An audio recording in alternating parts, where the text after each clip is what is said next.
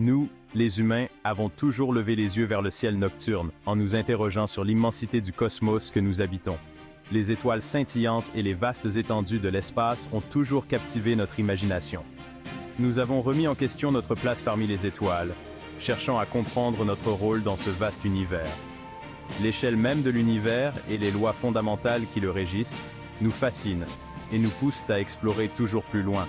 Et si je vous disais qu'un voyage tout aussi merveilleux ne se trouve pas dans les galaxies lointaines, mais au cœur même des éléments constitutifs de la matière, un voyage qui nous emmène dans l'infiniment petit. Oui, je parle de l'atome, cette unité fondamentale de la matière. Ce royaume minuscule et invisible détient les secrets de notre existence même, un monde caché à nos yeux, mais essentiel à tout ce qui nous entoure. À l'intérieur de l'atome, nous trouvons un univers aussi complexe et fascinant que n'importe quelle galaxie ou nébuleuse. Un univers où chaque particule joue un rôle crucial. C'est un monde de particules, de force et d'énergie, en interaction constante pour créer la réalité que nous expérimentons. Un ballet incessant de mouvement et de force. Depuis l'Antiquité, les philosophes s'interrogent sur la nature de la matière, cherchant à percer ses mystères. Pourrait-elle être divisible à l'infini ou existait-il une unité fondamentale, indivisible? Cette question a longtemps hanté les esprits les plus brillants. Les Grecs anciens appelaient cette unité atomos, ce qui signifie insécable, une idée révolutionnaire pour l'époque. S'ils savaient à quel point ils étaient proches de la vérité, leur intuition était étonnamment précise. Rejoignez-moi maintenant pour un voyage au cœur de la matière, où nous explorerons l'histoire de la théorie atomique et les découvertes étonnantes qui ont façonné notre compréhension de l'univers intérieur. Un voyage qui promet de révéler des merveilles insoupçonnées. L'idée des atomes est restée largement philosophique pendant des siècles. Les anciens philosophes, comme Démocrite et Épicure, ont spéculé sur l'existence de ces particules invisibles, mais sans preuves expérimentales pour soutenir leur théorie. Ce n'est qu'au XIXe siècle que l'atome a commencé à émerger du domaine de la spéculation pour entrer dans celui de la recherche scientifique. Les avancées technologiques et les nouvelles méthodes expérimentales ont permis aux scientifiques de tester et de valider ces idées anciennes. John Dalton, un chimiste anglais, a été l'un des principaux artisans de cette transformation. Il a observé les réactions chimiques et a noté des régularités qui l'ont conduit à formuler sa théorie atomique. En 1808, Dalton a proposé sa théorie atomique, qui a jeté les bases de la chimie moderne. Cette théorie a révolutionné la manière dont les scientifiques comprenaient la matière et ses transformations. Sa théorie comportait plusieurs postulats clés. Ces postulats ont servi de fondement pour de nombreuses découvertes ultérieures en chimie et en physique. Premièrement, toute matière est constituée de minuscules particules indivisibles appelées atomes. Ces atomes sont les blocs de construction fondamentaux de tout ce qui nous entoure. Deuxièmement, les atomes d'un élément donné sont identiques en masse et en propriété. Cela signifie que tous les atomes d'un élément, comme l'or ou le fer, se comportent de manière similaire. Troisièmement, les atomes d'éléments différents se combinent selon des rapports simples et entiers pour former des composés. Ces combinaisons expliquent la diversité des substances que nous observons. La théorie atomique de Dalton était un concept révolutionnaire. Elle a changé la manière dont les scientifiques abordaient l'étude de la matière. Elle fournissait une explication simple et élégante des réactions chimiques et du comportement des gaz. Les lois de Dalton sur les pressions partielles des gaz en sont un exemple. Cependant, l'atome de Dalton restait un concept rudimentaire. Il ne tenait pas compte des découvertes futures sur la structure interne de l'atome. Il était considéré comme une sphère solide et indivisible, ressemblant beaucoup à une minuscule boule de billard. Cette vision simpliste allait être remise en question par des découvertes ultérieures. Il était loin de se douter que l'atome recelait des profondeurs cachées qui ne demandaient qu'à être explorées.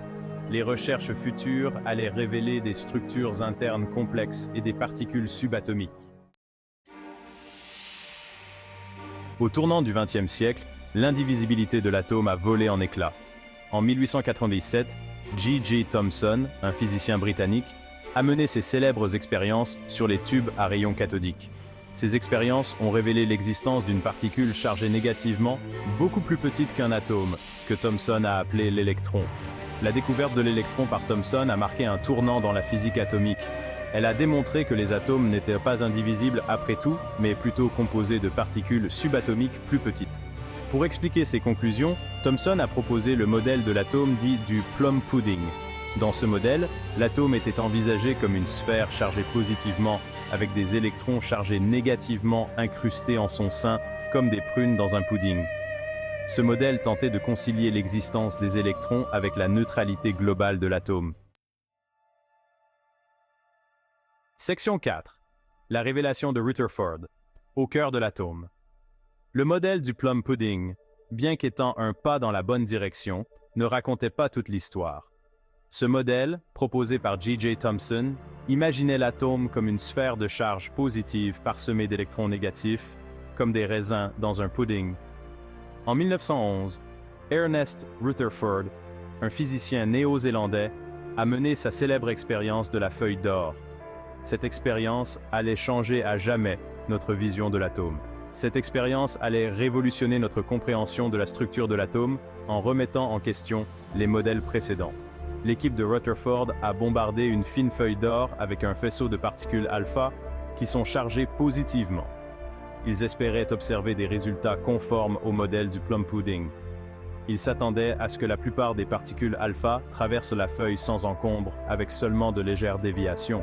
Cela aurait confirmé que la charge positive était diffusée uniformément. À leur grande surprise, certaines particules alpha ont rebondi à des angles importants, comme si elles étaient entrées en collision avec quelque chose de dense et de chargé positivement. Ce résultat inattendu a été un choc pour les scientifiques. De ces résultats, Rutherford a conclu que la charge positive de l'atome et la majeure partie de sa masse étaient concentrées dans une minuscule région centrale et dense, qu'il a appelée le noyau. Cette découverte a été une percée majeure dans le domaine de la physique. Il a proposé un nouveau modèle de l'atome dans lequel les électrons gravitent autour du noyau, un peu comme les planètes autour du Soleil. Ce modèle a jeté les bases de la physique atomique moderne et a ouvert la voie à de nouvelles découvertes. Section 5. Saut quantique et incertitude. Si le modèle nucléaire de Rutherford a constitué une avancée majeure, il présentait encore des limitations. Il ne pouvait pas expliquer pourquoi les électrons, qui sont des particules chargées, ne s'enroulaient pas en spirale dans le noyau, comme le prédirait la physique classique. C'est là que le monde de la mécanique quantique est entré en scène. En 1913, Niels Bohr, un physicien danois, a proposé son modèle quantique de l'atome. Bohr a postulé que les électrons ne pouvaient occuper que des niveaux d'énergie spécifiques et discrets au sein de l'atome. Les électrons pouvaient sauter entre ces niveaux en absorbant ou en émettant de l'énergie sous forme de lumière. Le modèle de Bohr, bien qu'il s'éloigne radicalement de la physique classique, a permis d'expliquer avec succès le spectre observé de la lumière émise par les atomes d'hydrogène. Plus tard, les travaux de physiciens comme Louis de Broglie et Werner Heisenberg ont permis de développer la mécanique quantique en introduisant des concepts tels que la dualité onde-particule et le principe d'incertitude. Section 6. L'expansion du zoo de particules. Au moment même où les physiciens pensaient commencer à comprendre l'atome, toute une série de nouveaux personnages ont fait leur apparition, les particules subatomiques. En 1932, James Chadwick, un physicien britannique, a découvert le neutron, une particule neutre résidant dans le noyau aux côtés du proton. La découverte du neutron a ouvert les vannes. Au cours des décennies suivantes, les physiciens ont découvert une pléthore de nouvelles particules, notamment les muons, les pions, les kaons et bien d'autres encore. Ce zoo de particules, comme on l'a appelé, a posé un nouveau défi. Comment donner un sens à cette liste toujours croissante de particules et à leurs interactions?